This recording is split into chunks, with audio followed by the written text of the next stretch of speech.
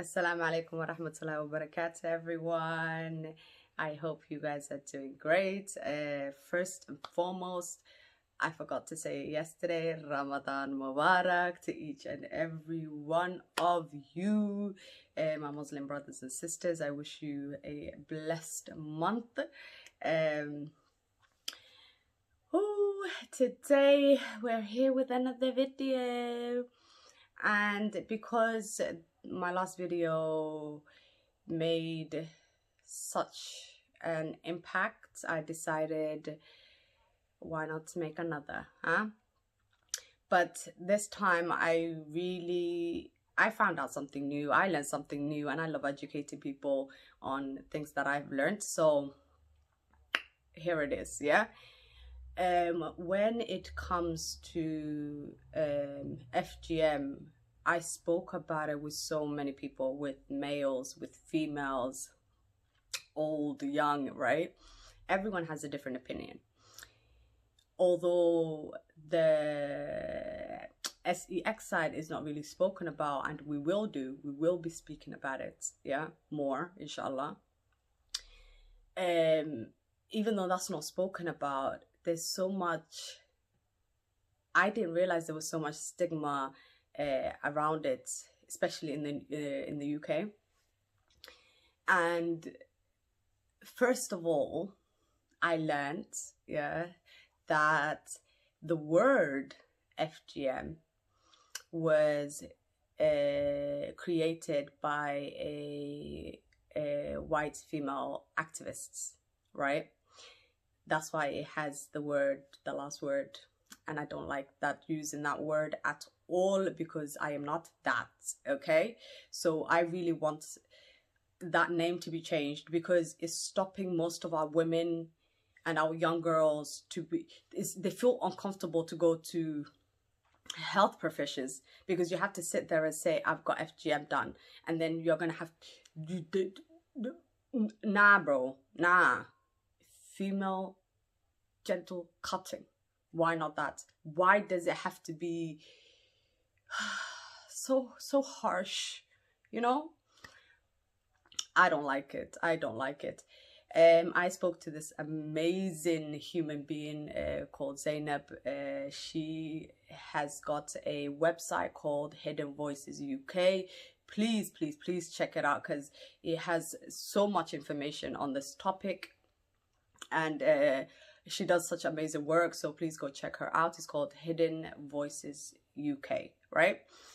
And what she taught me, professions have to record cases of FGM under the age of 18. Any girl under the age of 18 has to be reported, whether it's a teacher, whether it's a nurse, a doctor, a social worker. It doesn't matter which health professional, they have to report it, otherwise it's a crime. However, the database isn't really collecting new cases, right?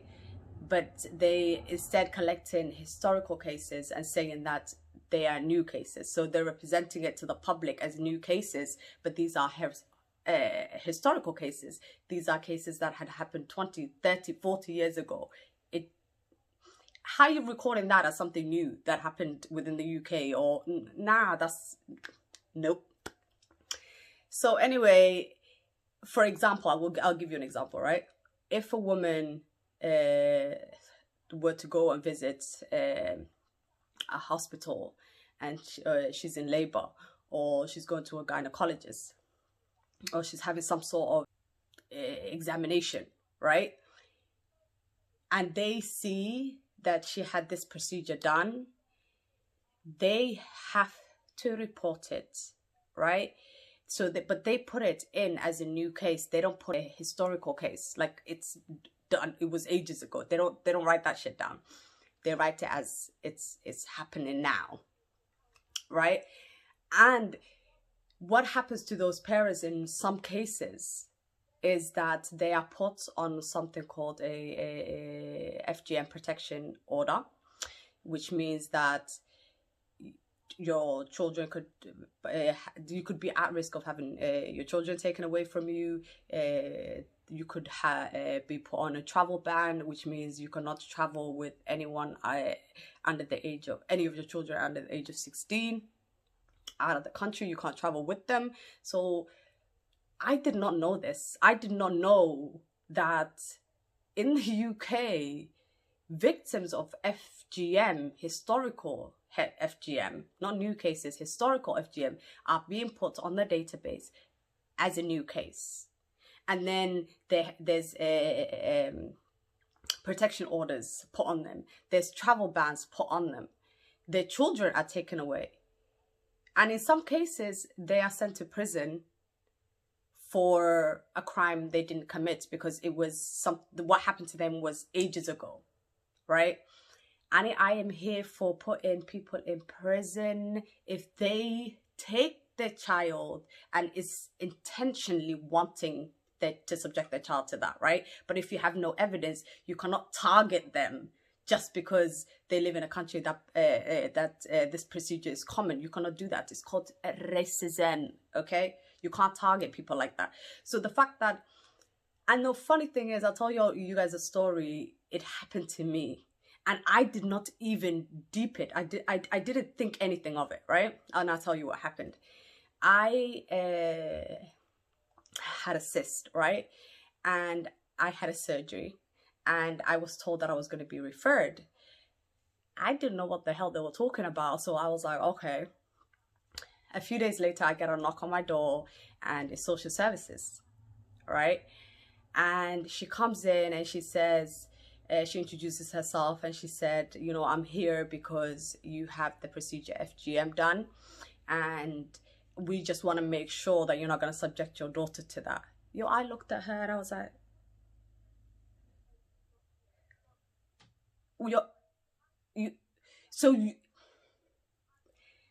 I sat there and I was like, you don't understand how traumatizing it was for me. It's the hardest thing for me to talk about. So why in the world would you come to my house and be like, yeah, we're scared you're gonna do the same thing to your daughter? I understood the concern, but why would you automatically jump to the conclusion that I'm going to subject my child to that?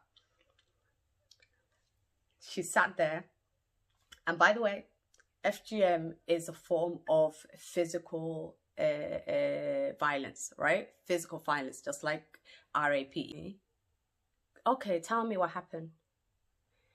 Would you ask a RPE victim, how did it happen? Or anyone who went through any type of assault? Would you ask them out front, like, go on, tell me, especially if it was traumatizing? No, you don't do that shit. You don't do it. You don't do it.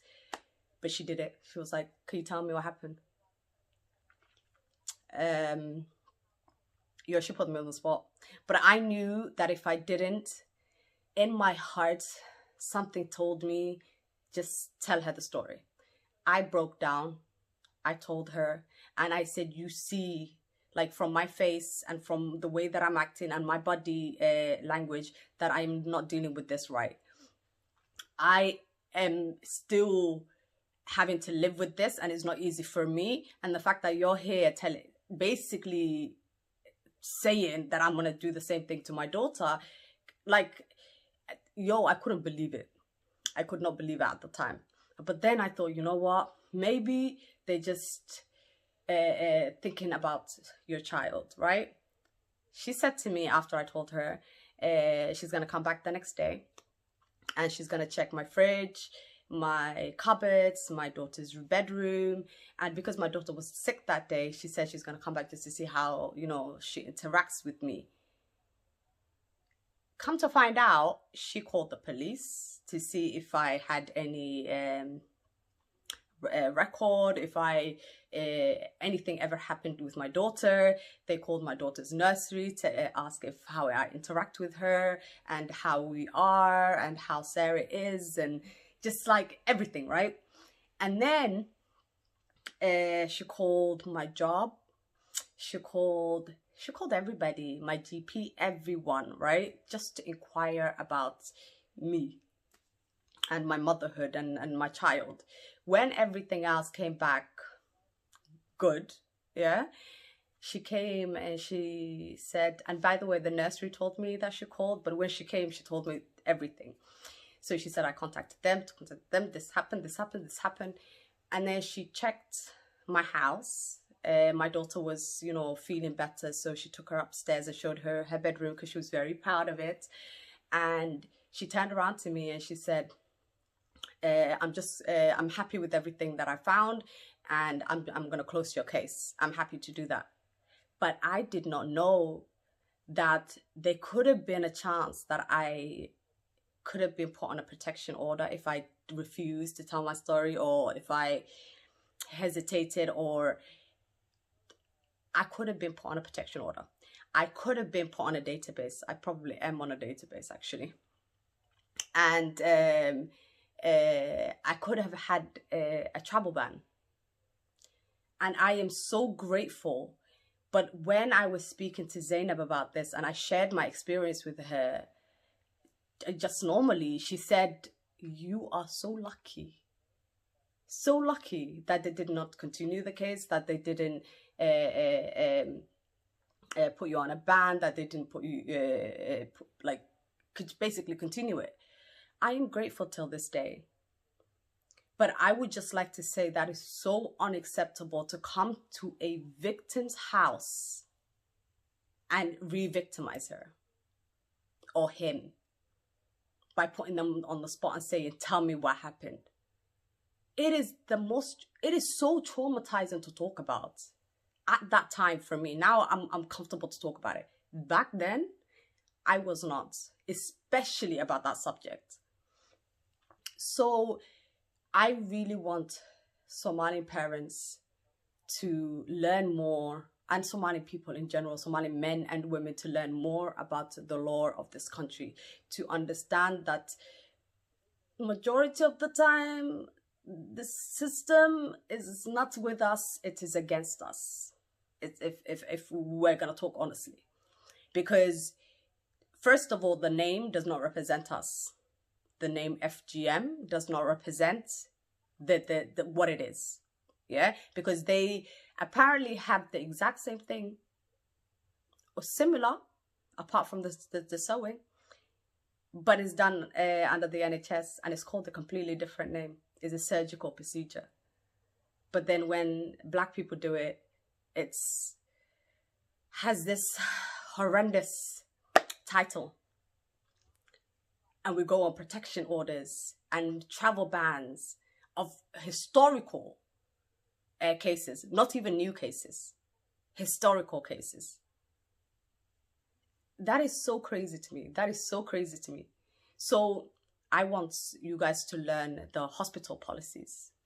You do not have to go to a GP or your gynecologist. If you go to a GP or a gynecologist or a hospital or any type of examination, anything, you do not have to tell them anything.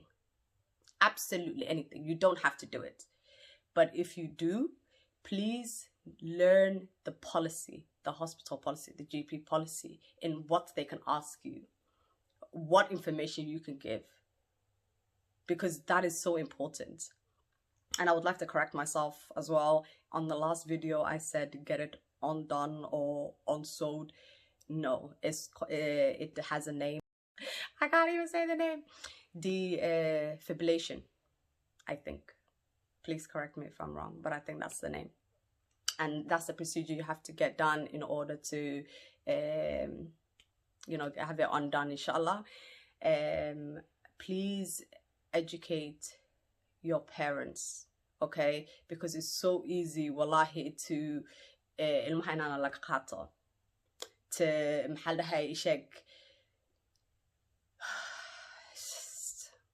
please educate yourselves on the policies in the countries in which you live in, to better protect yourself, to better protect your children from discrimination, from racism, from unfairness. You deserve the same treatment as everybody else. Okay? So inshallah, I'll speak to you guys very, very, very, very soon. I'm coming up with a new video tomorrow. I am introducing you to somebody tomorrow, and I'm very excited and she's very excited. So until then, please don't forget to like, subscribe, hit that notification button, and please, please, please educate policies, laws, the justice system, everything. Learn. Stay protected. Bye.